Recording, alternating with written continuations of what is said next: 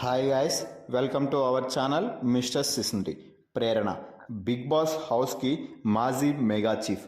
అయితే mega chief అనుకుందో లేదా ఏదైనా దేశానికి ముఖ్యమంత్రి ప్రధానమంత్రి అనుకుందో తెలియదు, కానీ మెగా చీఫ్ అంటే ఇలా ఉండకుదురా బాబోయ్ అని అనుకునేలాగా చేసింది ప్రేరణ. అనవసరమైన పాయింట్స్ని తీసి లాగి పెట్టి ప్రతి ఒక్కరి వద్ద బ్యాడ్ ఇంప్రెషన్ తెచ్చుకుంది.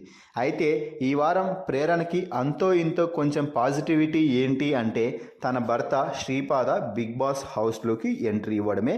ఇక ఈ విషయాలన్నింటినీ ఈరోజు బిగ్ బాస్ స్టేజ్ మీదకి వచ్చిన హోస్ట్ నాగార్జున ప్రేరణతో అయితే మాట్లాడటం జరిగింది. ముందుగా ప్రేరణతో మాట్లాడుతూ, అమ్మ మీ భర్త వచ్చిన విషయాన్ని కాసేపు పక్కన పెడదాం.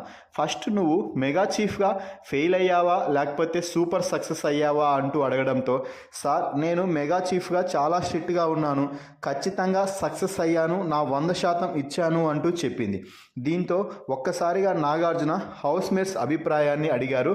అయితే హౌస్ మేట్స్లో మెజారిటీ మెంబర్స్ ప్రేరణ అసలు మెగా చీఫ్గా కొంచెం కూడా ఇనిషియేట్ తీసుకోలేదు సార్, ఎప్పుడు ఎవరో ఒకరిపై అరవడం, ఏదో ఒకటి నానా రచ్చ చేసి ఎవరో ఒకరిని తిట్టడం తప్ప మెగా చీఫ్గా మంచిగా ఉన్నదే లేదు, మంచిగా మాట్లాడింది లేదు అంటూ వరస్ట్ మెగా చీఫ్గా అందరూ కలిసి డిక్లేర్ అయితే చేశారు.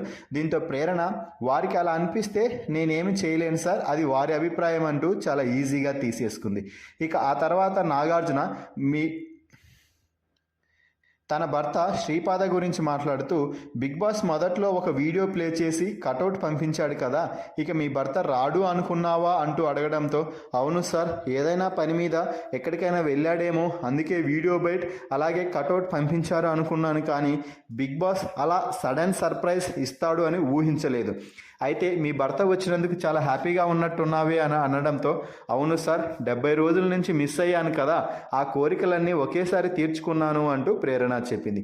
సరే మరి మీ భర్త నీకు ఏం చెప్పాడు అంటూ అడగడంతో, సరైన పాయింట్సే చెప్పాడు సార్, ఎక్కువ కిచెన్లో ఉంటున్నానంట, ఇక ఈ 4 వారాల పాటు కిచెన్ నుంచి బయటకు వచ్చి గేమ్ ఆడు, అసలైన పాయింట్స్ మీద ఆర్గ్యూ చేయి, కానీ సిల్లీ రీజన్స్తో సిల్లీ పాయింట్స్ మీద ఆర్గ్యూ చేయొద్దు అంటూ చెప్పాడు సార్ అంటూ ప్రేరణ అయితే చెప్పింది. దీంతో నాగార్జున కూడా, ఎగ్జాక్ట్లీ అమ్మ, నువ్వు ఏ పాయింట్పై ఆర్గ్యూ చేయాలి, ఏ పాయింట్ ఎవరితో ఆర్గ్యూ చేయాలి, ఎక్కడ ఎలా మాట్లాడాలి అన్నది నేర్చుకో ఫస్ట్ అంటూ ప్రేరణకి క్లాస్ అయితే పీకాడు నాగార్జున. సో ఫైనల్గా నాగార్జున ప్రేరణతో మాట్లాడిన మాటలపై మీ అభిప్రాయాన్ని కామెంట్స్ రూపంలో తెలపండి. అలాగే మరిన్ని బిగ్ బాస్ లైవ్ అప్డేట్స్ కోసం మన ఛానల్ని చూస్తూ ఉండండి. Please subscribe our YouTube channel mister సిసింద్రి.